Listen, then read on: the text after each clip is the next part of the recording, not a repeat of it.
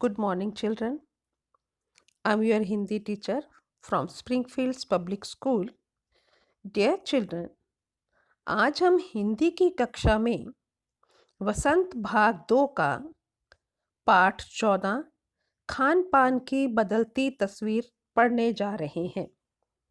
बच्चों, जैसा कि शीर्षक अपने आप में स्पष्ट करता है कि इस पाठ में हमारी संस्कृति की, भारतीय संस्कृति की खान पान की तस्वीर बिल्कुल बदल चुकी है। आप सब भी इसके बारे में जानते हो। तो चलिए इस पाठ में हमारी बदलती खान पान की तस्वीर को पूरी तरह से देखते हैं। तो take out your page number 102, chapter number 14, खान पान की बदलती तस्वीर। पिछले 10-15 वर्षों में हमारी खान पान की संस्कृति में एक बड़ा बदलाव आया है। इडली, डोसा, वड़ा, सांभर अब केवल दक्षिण भारत तक सीमित नहीं है। ये उत्तर भारत में भी हर शहर में उपलब्ध है और अब तो उत्तर भारत की ढाबा संस्कृति पूरे देश में फैल चुकी है। अब आप कहीं भी हों, उत्तर भारतीय रोटी, दाल, साग आपको मिल ही जाएंगे। फास्ट फूड यानी तुरंत भोजन का चलन भी बड़े शहरों में खूब बड़ा है। इस फास्ट फूड में बर्गर, नूडल्स जैसी कई चीज़ें शामिल हैं। एक ज़माने में कुछ ही लोगों तक सीमित चाइनीज़ नूडल अब संभवतः किसी के लिए अजनबी नहीं रहे। यह आपका पहला पैराग्राफ है। अब मैं इसको आपको विस्तार से समझाती हूँ। बच्चों, अगर हम देखें तो पिछले 10 से 15 वर्षों में हमारी खाने पीने की संस्कृति में बेहद बदलाव आया है। इडली, डोसा, वड़ा, सांभर अब केवल दक्षिण भारत तक सीमित नहीं है, जबकि पहले का समय में अगर हम बात करें उत्तर भारत की, तो हमें दक्षिण भारत के जितने भी पकवान हैं वो उत्तर भारत में खाने को नहीं मिलते थे। लेकिन पिछले कुछ सालों से देखें तो दक्षिण भारत की जो पकवान है, जो वहाँ की खाने पीने की संस्कृति है, वो हम उत्तर भारत में और उत्तर भारत के दक्षिण भारत, मतलब हर चीज़ हर जगह उपलब्ध है। तो ये एक बड़ा बदलाव है। इडली, डोसा, वड़ा, सांभर, रसम अब केवल दक्षिण भारत तक सीमित नहीं है, मतलब यानी वो अब हर जगह मिलते हैं। ये उत्तर भारत के भी हर शहर में उपलब्ध है और अब तो उत्तर भारत की ढाबा संस्कृति लगभग पूरे देश में फैल चुकी है। ढाबा संस्कृति का बहुत चलन है। अगर हम कहीं पे ट्रेवल भी कर रहे हैं तो हम ढाबे पे रुककर खाना खाना बहुत पसंद करते हैं और ये ढाबा संस्कृति अब देश के हर एक शहर में पहुंच चुकी है। अब आप कहीं भी हो, उत्तर भारतीय रोटी, दाल, साग आपको मिल ही जाएंगे। फास्ट फूड, तुरंत भोजन का चलन भी बड़े शहरों में खूब बड़ा है। इस फास्ट फूड में बर्गर, नूडल्स, चाइनीज चीज़ें ये सब आती हैं और आपको ये सभी चीज़ें आज हर जगह उपलब्ध हैं और बड़े ही चाव से खाई जाती हैं। एक ज़माने में कुछ ही लोगों तक सीमित चाइनीज नूडल अब हर अजनबी के लिए, हर किसी व्यक्ति के लिए अजनबी नहीं रहे। हर व्यक्ति उससे जानता है। 2 मिनट्स नूडल्स के पैकेटबंद रूप से कम बच्चे बूढ़े सभी परिचित हो चुके हैं। बच्चों, आप सभी जानते हो पैकेट्स में जो नूडल्स मिलते हैं उनको बनाना कितना आसान है। बच्चे हों या बूढ़े हों, सभी उसको आसानी से बना भी लेते हैं और खाना भी पसंद करते हैं। इसी तरह नमकीन के कई स्थानीय प्रकार अभी तक भले ही मौजूद हों, लेकिन आलू चिप्स के कई विज्ञापित रूप तेजी से घर घर में अपनी जगह बनाते जा रहे हैं।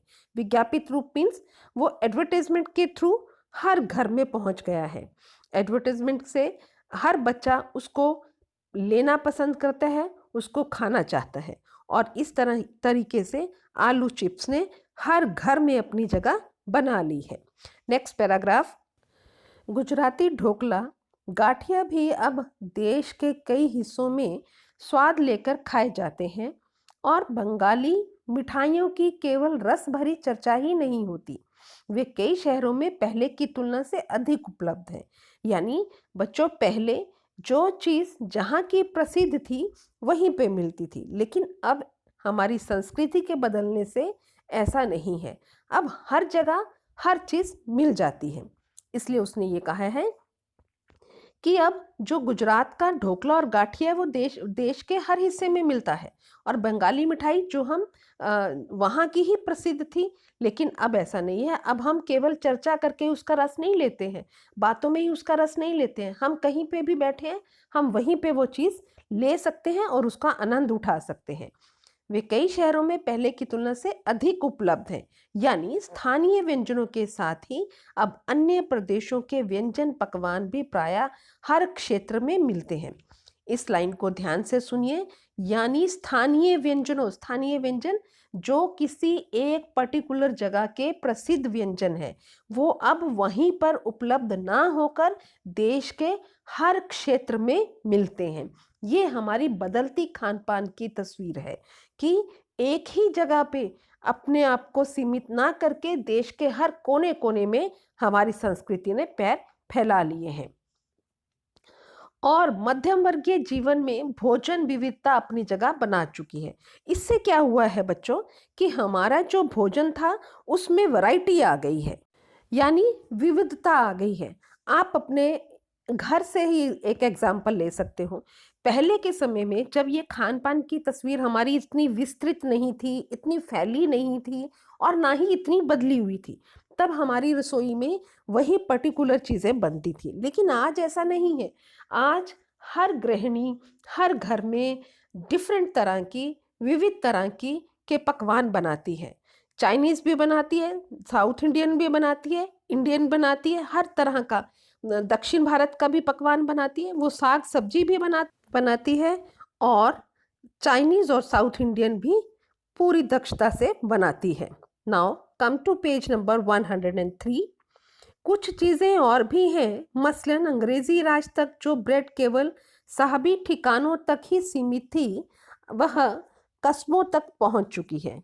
बच्चों, क्या आप जानते हो कि कुछ समय पहले ऐसा होता था कि ब्रेड को एक शाही खाना माना जाता था। मतलब उसको कोई भी व्यक्ति, आम व्यक्ति उसको ना तो खरीदता था ना ही घर में लेकर आता था, खाई जाती थी, ऐसा नहीं था। उसको ऐसा माना जाता था कि ये एक अंग्रेजी खाना है। लेकिन क्या आज ऐसा है? नहीं।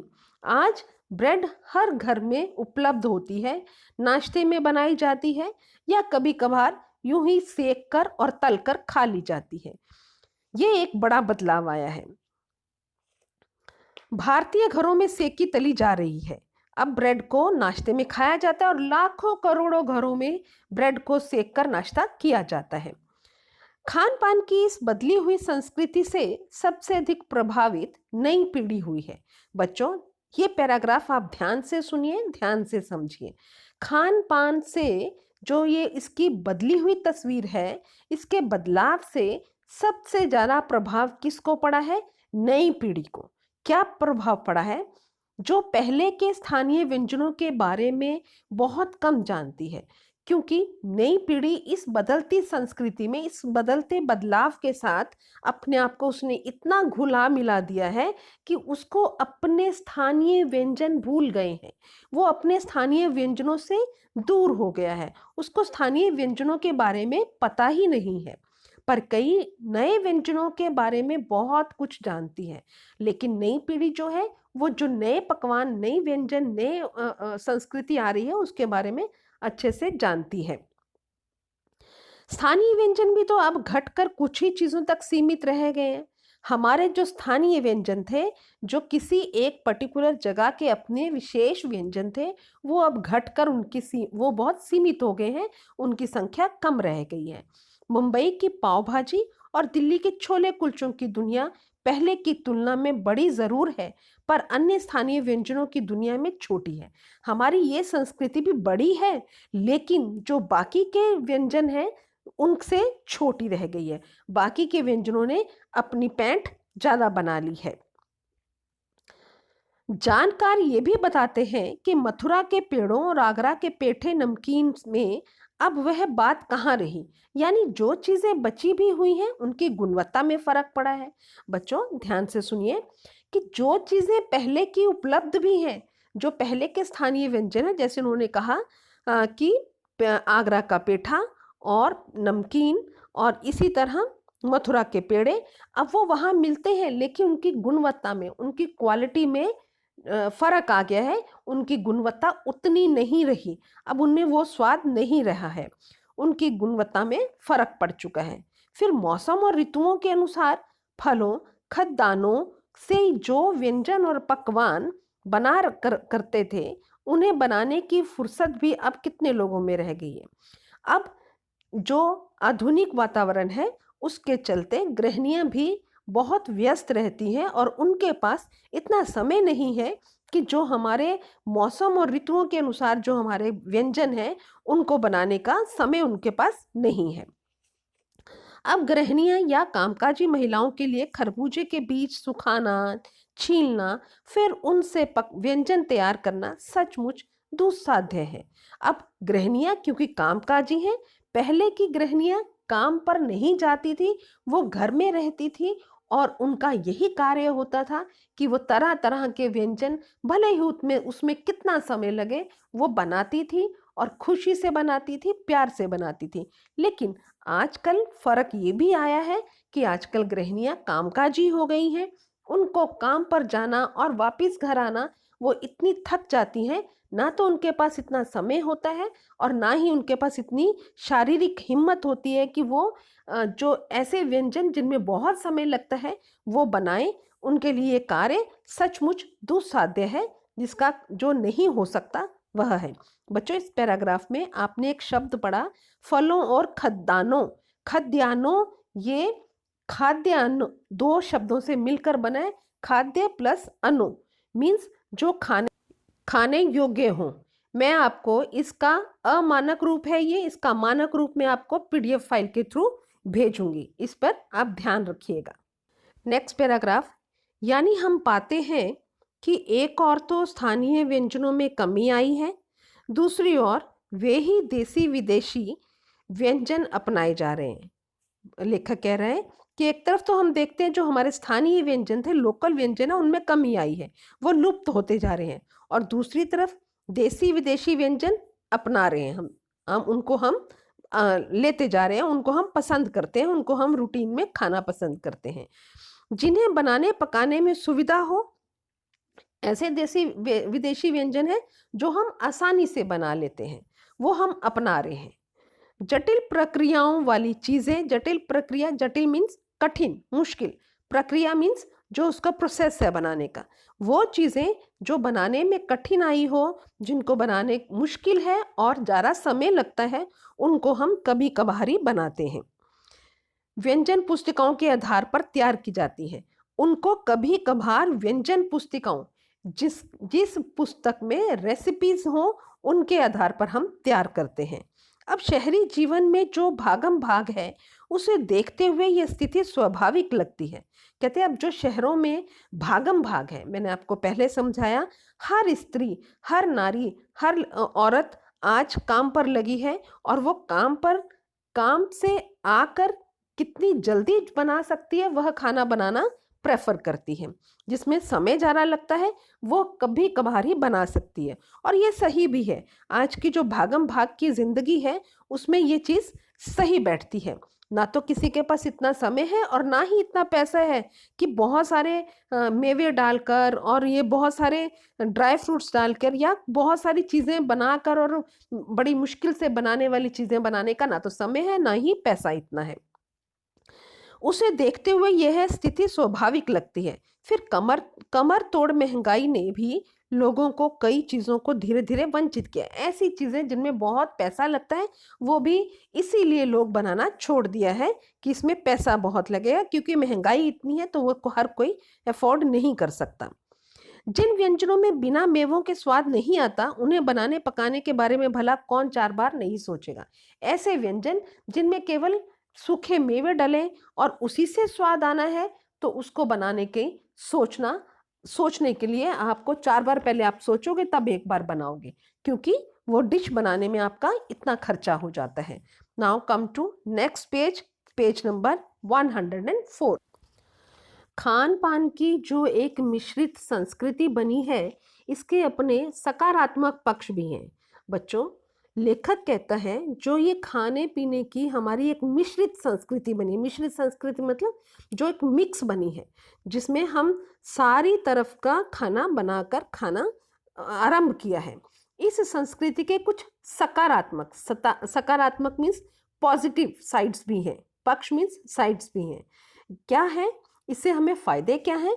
गृहिणियों और कामकाजी महिलाओं को अब जल्दी तैयार हो जाने वाला विविध व्यंजनों की विधियां उपलब्ध हैं। जो ऐसी गृहिणियां जो काम पर जाती हैं उनको बहुत जल्दी बन जाने वाले भोजन के बारे में भी पता चला है और वो उन व्यंजनों को बनाना अच्छा समझती हैं और वो आसानी से बना लेती हैं। नई पीढ़ी को देश विदेश के व्यंजनों को जानने का सुयोग मिला है। जो नई पीढ़ी है वो देशी और विदेशी दोनों तरह के व्यंजनों को जानने का उनको सुयोग मीन्स एक अच्छा अवसर मिला है। भले ही कहीं किन्हीं कारणों से और किन्हीं खास रूपों में, क्योंकि यह भी एक सच्चाई है कि ये विविध व्यंजन इन्हें निखालिस रूप में उपलब्ध नहीं है। निखालिस मीन्स शुद्ध रूप में उपलब्ध नहीं है।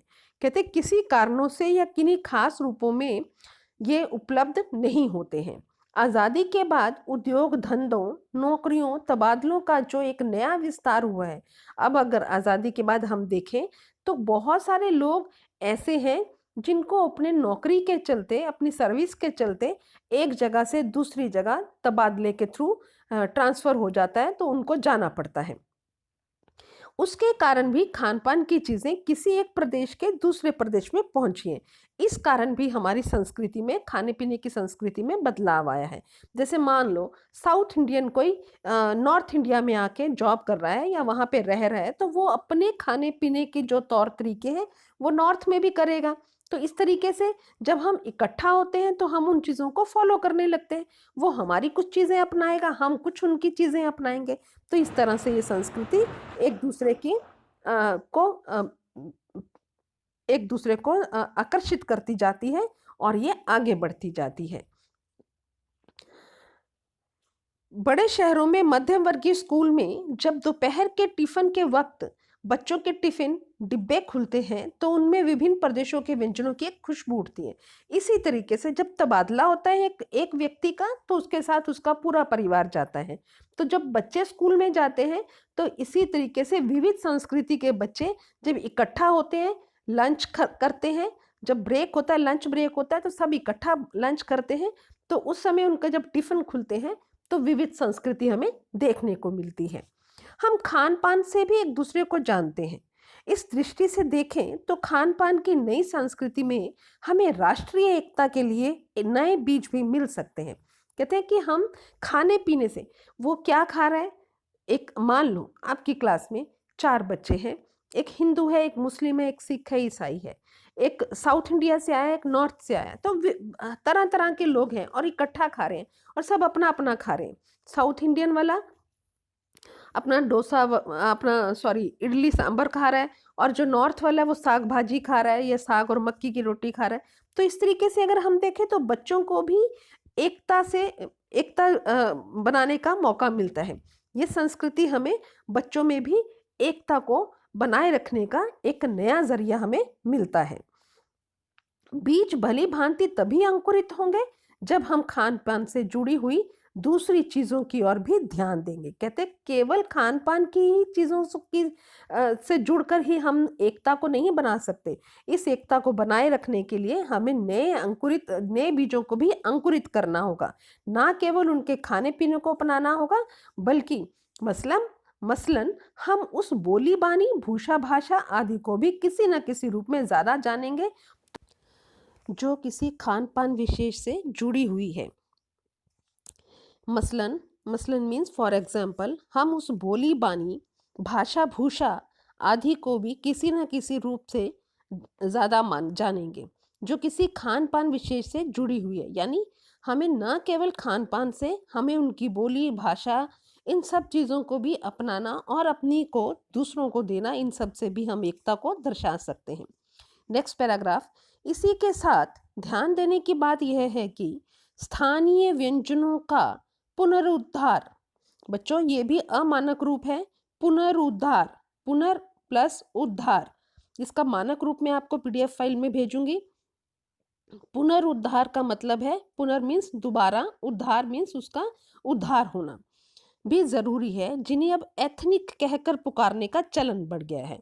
अब जो पुरानी चीजें थी, जो हमारी पहली पारंपरिक भोजन था, उसको हम क्या कहने लगे, एथनिक कहकर पुकारने लगे हैं और उसको खाना हम पसंद करते हैं।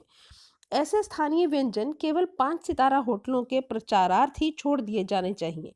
कहते हैं जो हम जिनको हम अब हम उनको, जो स्थानीय व्यंजनों हैं, उनका पुनरुद्धार किस तरीके से कर सकते हैं। अब हम उनको केवल एथनिक कहकर पुकारने लगे हैं, लेकिन स्थानीय व्यंजन केवल अब 5 सितारा मतलब 5 स्टार होटल्स में केवल वो उनके प्रचारार्थ, प्रचारार्थ मीन्स उनके एडवर्टाइजमेंट के लिए, उनके केवल प्रचार करने के लिए ही छोड़ दिए जाने चाहिए। 5 सितारा होटलों में वे कभी कभार मिलते रहें, पर घरों बाजारों से गायब हो जाएं तो एक दुर्भाग्य ही होगा। कहते हैं हमने अब जो जो हमारे पारंपरिक भोजन थे, उनको हमने एथनिक का नाम दे दिया है और हमने उनको 5 सितारा होटलों के हवाले छोड़ दिया है। 5 सितारा होटलों में कभी कभार वो खिलाए जाते हैं विशेष डिश के रूप में, लेकिन कहते हैं ये गलत है। क्यों? क्योंकि ये हमारे घरों से गायब हो गए। हमारे घरों में वो यदा कदा ही बनाए जाते हैं, वहां से निकल गए हैं। ये हमारे लिए दुर्भाग्य की बात है। अच्छी तरह बनाई पकाई गई पूड़ियाँ, कचौड़ियाँ, जलेबियाँ भी अब बाजारों से गायब हो रही हैं। मौसमी सब्जियों से भरे हुए समोसे भी अब कहाँ मिलते हैं। उत्तर भारत में उपलब्ध व्यंजनों की भी दुर्गति हो रही है। उत्तर भारत के भी जितने भी व्यंजन थे, भले ही पूड़ी कचौड़ी है, भले समोसे हैं या जलेबी हैं, अब उन सब की भी दुर्गति हो रही है। Next page, page number 105। अचरज नहीं, अचरज मीन्स हैरानी नहीं, कि पहले उत्तर भारत में जो चीज़ें गली मोहल्लों की दुकानों में आम हुआ करती थी, उन्हें अब खास दुकानों में तलाशा जाता है। यह भी एक कड़वा सच है कि कई स्थानीय व्यंजनों को हमने तथाकथित आधुनिकता के चलते छोड़ दिया है। कहते हैं हमने, ये एक हमारे लिए दुर्भाग्य की बात है कि जो चीज़ें पहले गली मोहल्लों की दुकानों पर भी मिला करती थी, हमने उन सबको छोड़ दिया और खास दुकानों पर ढूंढने से, तलाशने से वो मिलती हैं। ये हमारे लिए दुर्भाग्य की बात है। हम आधुनिकता के चलते उन सब चीजों को छोड़ते चले जा रहे हैं। पश्चिम की नकल में बहुत सी ऐसी चीजें अपना ली हैं जो स्वाद, स्वास्थ्य और सरसता के मामले में हमारे बहुत अनुकूल नहीं है। हमने पश्चिमी सभ्यता को तो अपनाया है, उसके साथ साथ हमने उनके खान पान को भी, ऐसी कुछ चीजों को भी अपना लिया है जो केवल खाने में ही स्वाद है, लेकिन अगर हम उनकी स्वास्थ्य के रूप से प्रति देखें, स्वास्थ्य के हिसाब से देखें, तो वो इतने अनुकूल हमारे नहीं हैं। Last paragraph. हो यह भी रहा है कि खान पान की मिश्रित संस्कृति में हम कई बार चीज़ों का असली और अलग स्वाद नहीं ले पा रहे हैं। कहता है ऐसा भी हो रहा है कि अगर ये मिश्रित संस्कृति जो अब हमने अपना ली है, इसके चलते हम किसी भी एक भी चीज़ का स्वाद अच्छे से नहीं ले पा रहे हैं। अक्सर प्रीति भोजों और पार्टियों में एक साथ ढेरों चीज़ें रख दी जाती हैं और उनका स्वाद गड़बड़ होता रहता है। बच्चों, आपने अक्सर देखा होगा, जब हम किसी शादी में या किसी पार्टी में जाते हैं, तो हम क्या करते हैं, वहाँ ढेर सारे व्यंजन होते हैं, तरह तरह की डिशेस होते हैं, हर प्रदेश की डिश वहाँ होती है, ऐसा अब चलन है। तो हम क्या करते हैं, सभी तरह की चीज़ों को अपनी प्लेट में परोस लेते हैं, जिससे क्या होता है, हम किसी को भी एक का भी स्वाद अच्छे से नहीं ले पाते। वो सारी एक दूसरे में मिक्स हो जाती हैं और हम एक को भी अच्छे से खा नहीं पाते हैं। खान पान की मिश्रित या विविध संस्कृति हम कुछ चीजें चुनने का अवसर देती है, हम उनका लाभ प्राय नहीं उठा रहे। कहते जो मिश्रित संस्कृति है, ये हमें कुछ चीजें चुनने का एक मौका देती है, लेकिन हम उसका फायदा नहीं उठा रहे हैं। हम अक्सर एक ही प्लेट में कई तरह के और कई बार तो बिल्कुल विपरीत प्रकृति वाले, मीन्स जिनका आपस में कोई मिलन नहीं है, लेन देन नहीं है, वो चीजें एक साथ परोस लेते हैं। जैसे परोस लेना चाहते हैं। जैसे अगर हम देखें तो हम कई लोग क्या करते हैं कि प्लेट में दही के साथ ही मीठा भी डाल लेते हैं, तो वो दोनों विपरीत प्रकृति के हैं। दही और मीठा एक साथ नहीं खाया जाता, लेकिन हम इसलिए कि अब हम एक बार आए हैं तो लेके जाएं और उसको सारा और सब चीज़ों का स्वाद लेना चाहते हैं, तो उससे वो एक भी चीज़ का स्वाद नहीं ले पाते, सब चीज़ों का स्वाद गड़बड़ हो जाता है। इसलिए खान-पान की जो मिश्रित विविध संस्कृति बनी है, वह लग यही रहा है कि यही और अधिक विकसित होने वाली है। उसे तरह-तरह से जाँचते रहना ज़रूरी है। लेखक कहते हैं कि अगर आज की बात हम करें तो देखने से यही मालूम होता है कि ये जो संस्कृति विविध संस्कृति है, जो मिश्रित संस्कृति है, यही आगे चलने वाली है और यही विकसित होगी। लेकिन करना हमें क्या है कि हमें समय-समय पर अपनी नई जनरेशन को, नई पीढ़ी को अपने पारंपरिक भोजन के बारे में या अपने संस्कृति के भोजन के बारे में उनको बताते रहना है, उसे तरह-तरह से जाँचते रहना है, यही ज़रूरी है। इसी तरह से हम कहीं अपनी संस्कृति के इस जो खान-पान की संस्कृति है, इसको सुचारू रूप से आगे चला सकते हैं। बच्चों, ये पाठ यहीं ख़त्म होता है। अगली वीडियो में मैं आपको इसके प्रश्न उत्तर और शब्दार्थ भेजूँगी और इसके जितने भी कठिन शब्द हैं, वो आप स्वयं से इसको मार्क करके कठिन शब्द निकालेंगे। आज के लिए इतना ही। Thank you so much.